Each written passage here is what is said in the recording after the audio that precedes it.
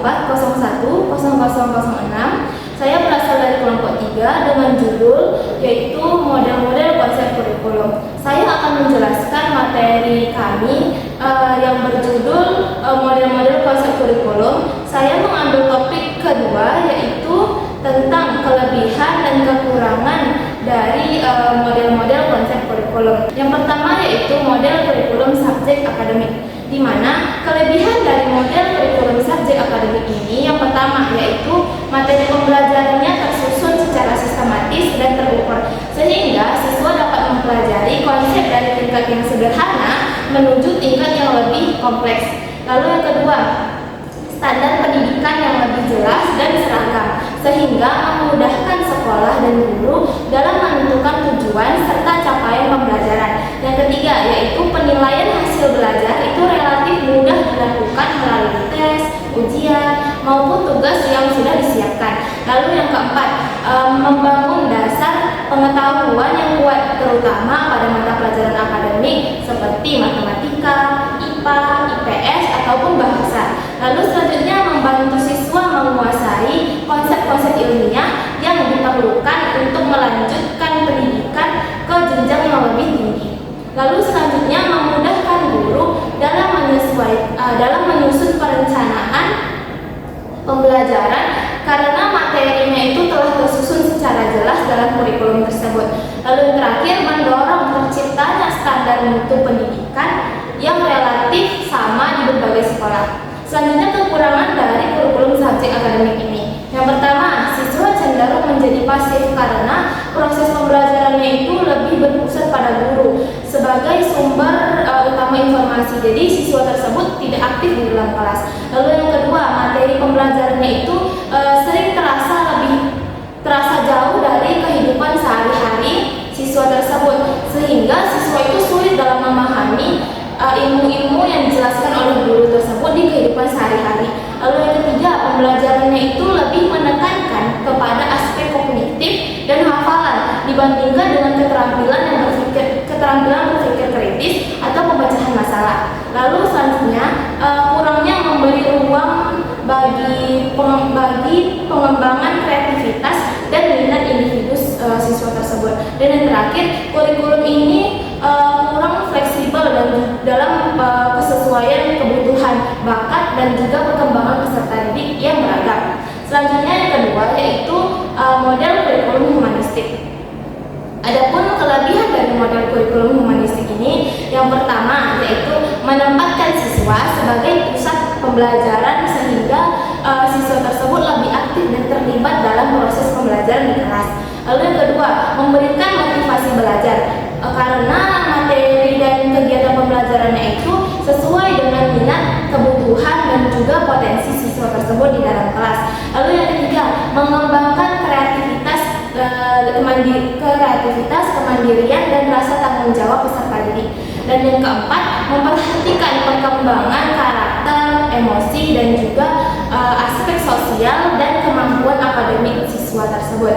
Dan yang selanjutnya yaitu pembelajaran ini menjadi lebih bermakna karena dikaitkan dengan kehidupan dan pengalaman nyata siswa tersebut di dalam kehidupan sehari-hari. Lalu selanjutnya membangun hubungan yang lebih baik antara guru dan siswa melalui komunikasi yang terbuka dan juga saling menghargai satu sama lain. Dan yang terakhir, mendorong siswa tersebut mengenali potensi diri mereka sendiri serta mengembangkan rasa percaya diri mereka di kelas di hadapan teman-teman kelasnya sendiri. Lalu selanjutnya kekurangan dari kurikulum humanistik ini, di mana kekurangannya yang pertama, membutuhkan guru yang memang memiliki kompeten tinggi dalam memahami karakteristik dan juga kebutuhan peserta didik. Lalu yang kedua, sulit rasanya kurikulum ini diterapkan di kelas yang memiliki jumlah siswa yang banyak karena perhatian guru itu terbagi kepada seluruh peserta didik. Lalu yang ketiga, penilaiannya menjadi lebih kompleks karena dia tidak hanya menilai hasil peserta didik itu di akhir saja, tetapi selama proses pembelajaran di kelas. Lalu yang selanjutnya yaitu penyampaian materi akademik terkadang berlangsung lebih lambat karena banyak menggunakan diskusi, refleksi ataupun kegiatan-kegiatan lainnya di dalam kelas. Dan juga kurikulum ini membutuhkan waktu, tenaga, dan juga persiapan yang lebih besar dibandingkan dengan pembelajaran yang hanya berpusat pada guru saja seperti ceramah. Lalu yang terakhir, tidak semua sekolah itu dia memiliki lingkungan dan juga sumber daya yang mendukung penerapan pendekatan humanistik ini secara optimal. Selanjutnya yaitu kurikulum yang ketiga, yaitu kurikulum rekonstruksi sosial. Kurikulum ini memiliki kelebihan. Yang pertama yaitu pembelajarannya dikaitkan dengan berbagai permasalahan yang terjadi di masyarakat, sehingga kurikulum ini relevan dengan kehidupan peserta didik. Yang kedua, menumbuhkan rasa peduli, tanggung jawab sosial, dan juga memahami berbagai persoalan sosial. Yang ketiga, yaitu mengembangkan keterampilan kerjasama, komunikasi, dan juga kolaborasi melalui kegiatan kelompok dan proyek sosial. Lalu selanjutnya mendorong kreativitas serta inovasi dalam mencari solusi terhadap masalah yang diangkat dihadapkan masyarakat. Lalu yang selanjutnya yaitu membantu siswa memahami peran mereka sebagai anggota masyarakat yang memiliki tanggung jawab sosial yang tinggi. Lalu yang terakhir, menjadikan proses pembelajaran tersebut lebih kontekstual dan juga bermakna, karena kurikulum ini mengaitkan langsung dengan kehidupan nyata di masyarakat. Adapun kekurangan dari kurikulum rekonstruksi sosial ini, yang pertama yaitu penguasaan materi dasar dan konsep akademiknya itu terkadang kurang maksimal, karena pembelajarannya itu fokusnya banyak terfokus pada penyelesaian masalah sosial. Lalu yang kedua, membutuhkan fasilitas sumber belajar dan juga dukungan masyarakat yang memadai untuk melaksanakan proyek ataupun penelitian di lapangan. Lalu yang selanjutnya yaitu penilaiannya. Penilaiannya itu relatif lebih sulit, karena guru harus mengukur aspek pengetahuan, keterampilan, sikap, dan juga kontribusi siswa tersebut.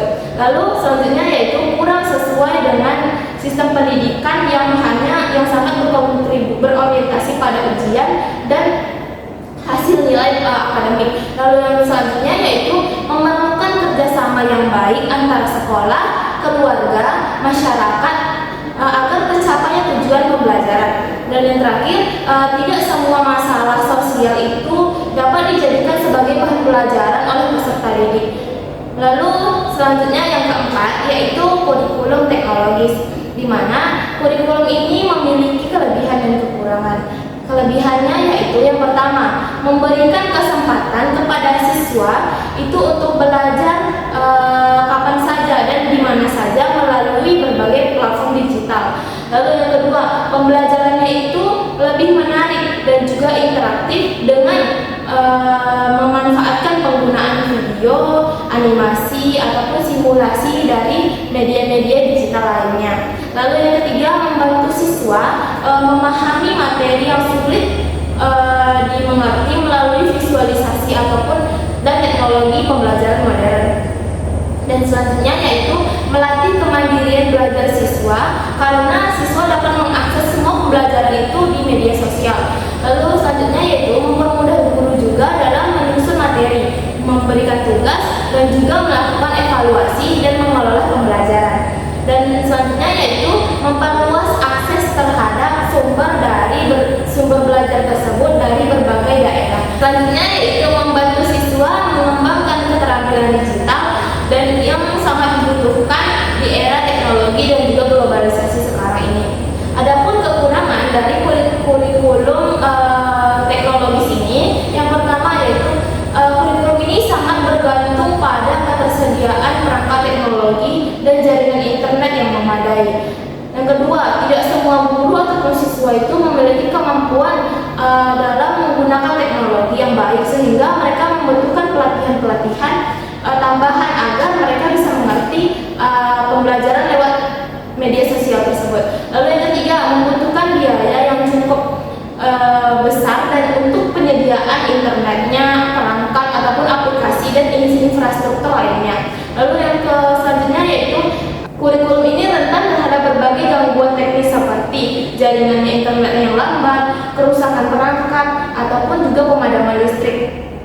Lalu selanjutnya yaitu penggunaan teknologi yang berlebihan ini dapat mengurangi interaksi sosial langsung siswa dengan masyarakat dan juga siswa dengan guru. Dan yang terakhir, kurikulum ini berpotensi menimbulkan distraksi karena siswa dapat mengakses media sosial itu ataupun konten-konten lainnya yang tidak berkaitan dengan pembelajaran.